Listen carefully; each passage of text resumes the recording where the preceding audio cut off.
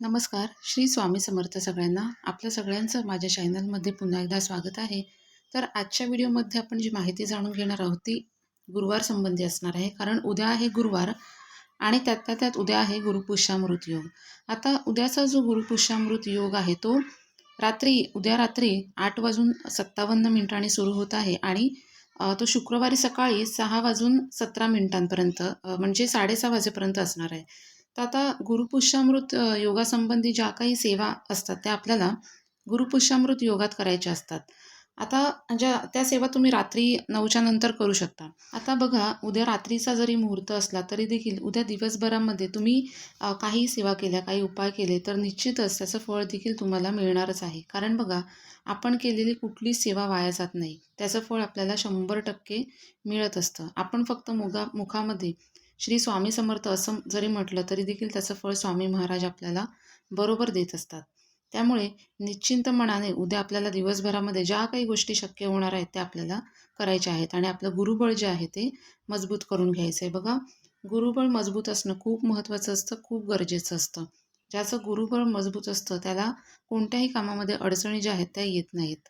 तर चला जाणून घेऊयात आपल्याला उद्या दिवसभरामध्ये काय काय करायचं आहे ते. तर बघा, सगळ्यात पहिलं म्हणजे आपल्याला उद्या अंघोळीच्या पाण्यामध्ये चिमूटभर हळद टाकायची आहे आणि या पाण्याने आपल्याला अंघोळ करायची आहे. बघा, हळद म्हटलं तर आपला गुरुग्रह मजबूत करण्यासाठी खूप महत्त्वाची मानली जाते. त्यामुळे आपल्याला अंघोळीच्या पाण्यामध्ये हळद टाकून अंघोळ करायची आहे. याने आपला गुरुबळ तर मजबूत होतंच, शिवाय आपल्याला जर नजर लागली असेल किंवा निगेटिव्हिटी असेल तर ती देखील निघून जाण्यासाठी आपल्याला मदत मिळते. त्यामुळे उद्या अंघोळीच्या पाण्यामध्ये अगदी लहान मुलांपासून वयोवृद्धांपर्यंत सगळ्यांच्या पाण्यामध्ये अंघोळीच्या पाण्यामध्ये हळद टाकायची आहे आणि या पाण्याने आपल्याला अंघोळ करायची आहे. आणि हा जो उपाय आहे तो प्रत्येक गुरुवारी आपल्याला करायचा आहे. यानंतर बघा, आपल्या घराची स्वच्छता आपण करतच असतो, लादी वगैरे आपण पुसतच असतो, पण आपल्या डोळ्याला न दिसणारी जी नकारात्मकता आहे ती घालवण्यासाठी आपल्याला काय करायचं आहे, तर बघा, पाण्यामध्ये थोडंसं गोमूत्र मिक्स करायचं आहे. या या पाण्यामध्ये आपल्याला थोडीशी हळद मिक्स करायची आहे आणि हे गोमूत्र आणि हळद मिश्रित जे पाणी आहे ते आपल्याला संपूर्ण घरामध्ये शिंपडायचं आहे उद्या. याने देखील आपल्या घरातली निगेटिव्हिटी जी आहे ती जाण्यासाठी आपल्याला मदत मिळणार आहे. आता यानंतर येऊयात आपल्या मुख्य दरवाजाच्या इथे. मुख्य दरवाजावरती देखील बघा, आपला उंबरठा पुसून घेऊन तिथे आपल्याला उंबरठ्यावरती हळदीचं लेपन करायचं आहे. हळदीचं लेपन झाल्यानंतर उंबरठ्याची पूजा करून घ्यायची आहे आणि त्याचप्रमाणे आपला मुख्य दरवाजा देखील आपल्याला स्वच्छ करून घ्यायचा आहे आणि त्यावरती शुभ लाभ देखील द्यायचा आहे. बघा, ही जी सगळी कामं आहेत ती आपण दर गुरुवारी करत असतो, त्यामुळे त्यामध्ये नवीन असं काही नाही आहे. हे सगळं करण्यासाठी आपल्याला फार वेळ लागणार नाही आहे. त्यामुळे ही जी कामं आहेत ती उद्या आवर्जून आपल्याला करायचीच आहेत. यानंतर बघा, आपल्या मुख्य दरवाजावरती आपल्याला एक तुपाचा दिवा लावायचा आहे आणि या दिव्यामध्ये देखील आपल्याला चिमूटभर हळद टाकायची आहे. याने देखील आपलं गुरुबळ जे आहे ते मजबूत होणारच आहे. शिवाय माता लक्ष्मी यांचा आशीर्वाद देखील आपल्याला प्राप्त होणार आहे. आता हा दिवा कुठे लावायचा, तर बघा, उजव्या बाजूला, म्हणजे मुख्य दरवाजात उजव्या बाजूला, आपण घरामध्ये प्रवेश करताना जी उजवी बाजू असेल आपली त्या बाजूला आपल्याला हा दिवा जो आहे तो ठेवायचा आहे आणि जितका वेळ पेटेल तितका वेळ पेटू द्यात. यानंतर बघा, आपल्याला उद्या सूर्याला अर्घ्य देखील द्यायचं आहे. आता तुम्ही सूर्याला अर्घ्य देत नसाल तर उद्या अगदी आवर्जून सूर्याला अर्घ्य जे आहे ते द्या. अर्घ्य देताना बघा, या पाण्यामध्ये आपल्याला एखादं फूल टाकायचं आहे आणि हळद देखील या पाण्यामध्ये टाकायचं आहे आणि या पाण्याने आपल्याला सूर्याला अर्घ्य जे आहे ते द्यायचं आहे. अर्घ्य देताना सूर्याचा मंत्र म्हणा आणि त्याचबरोबर ओम नमो भगवते वासुदेवाय हा मंत्र देखील म्हणा. याने आपल्याला सूर्यदेवांबरोबर भगवान विष्णू यांचा देखील आशीर्वाद प्राप्त होईल. त्यामुळे उद्या आवर्जून अगदी सूर्याला अर्घ्य देण्याचा प्रयत्न करा. यानंतर बघा, आपल्याला आपल्या घरामध्ये स्वस्तिक देखील काढायची आहेत. आता ही स्वस्तिक कुठे काढायची आणि कशी काढायची, तर बघा, थोडंसं तूप जे आहे ते घ्यायचं आणि या तुपामध्ये हळद आणि कुंकू मिक्स करायचं आणि याच्या साहाय्याने आपल्याला स्वस्तिक काढायचं आहे. पहिलं स्वस्तिक जे आहे ते आपल्या मुख्य दरवाजावरती काढायचं आहे. त्यानंतरचं स्वस्तिक आपल्याला तुळशी मातेच्या इथे काढायचं आहे. यानंतर आपल्या किचनमध्ये जर तुमच्या जागा असेल, शेगडीच्या इथे जर टाईल्स असतील तर तिथे आपल्याला तिसरं स्वस्तिक काढायचं आहे. चौथं स्वस्तिक आपल्या देवघराच्या इथे आपल्याला काढायचं आहे आणि पाचवं जे स्वस्तिक आहे ते आपल्याला तुमच्याकडे जर तिजोरी असेल तर तिथे आपल्याला पाचवं स्वस्तिक जे आहे ते काढायचं आहे. अशा प्रकारे ही 5 स्वस्तिक आपल्याला उद्या आवर्जून काढायची आहेत.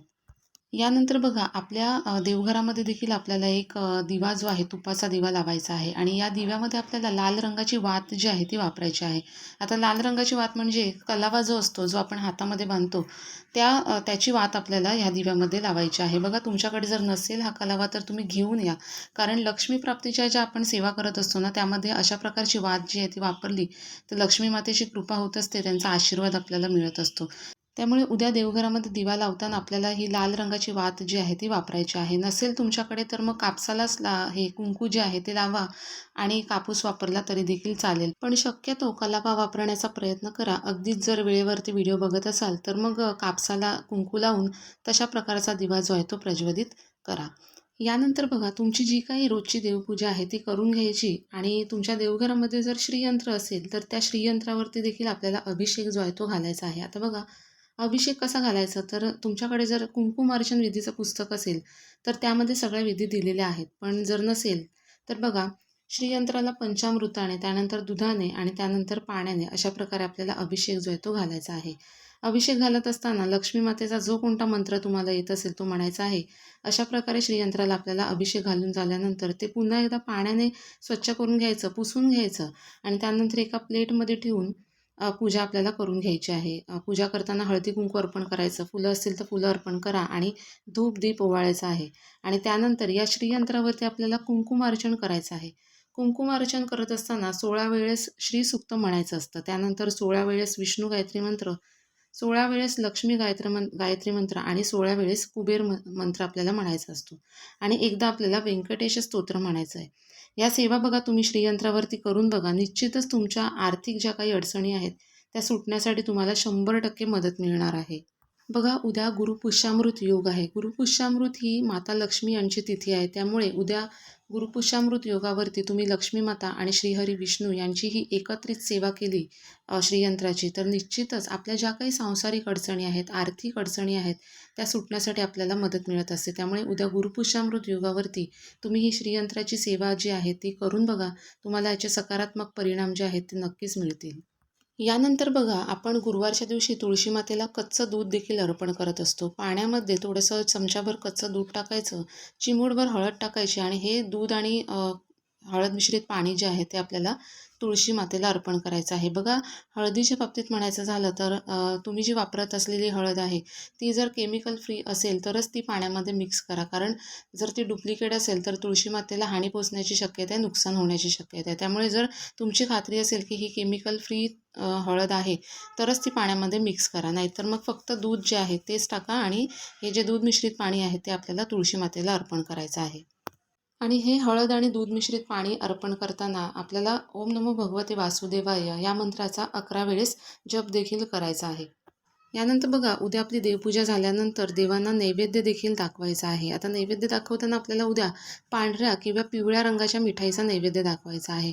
बघा मिठाई तुम्ही बाजारातून आणण्यापेक्षा आणि तो नैवेद्य दाखवण्यापेक्षा घरच्या घरीच काहीतरी साधं सोपं बनवण्याचा प्रयत्न करा, ज्यामध्ये तुम्ही खीर बनवू शकता किंवा मग गूळ आणि चणा डाळ एकत्रित शिजवून त्याचा देखील नैवेद्य तुम्ही ठेवू शकतात. बघा देव म्हटलं तर त्यांना तुम्ही दूध आणि साखरेचा नैवेद्य ठेवलात तरी देखील देव प्रसन्न होत असतात. पण अशा विशेष तिथींना जर आपण काहीतरी वेगळं केलं तर आपलं मन देखील प्रसन्न होत असते आणि आपल्याला समाधान देखील मिळत असतं. त्यामुळे नक्कीच उद्या अशा प्रकारे काहीतरी वेगळा नैवेद्य जो आहे तो दाखवण्याचा प्रयत्न करा आणि माता लक्ष्मी आणि विष्णू भगवान यांचा आशीर्वाद प्राप्त करून घ्या.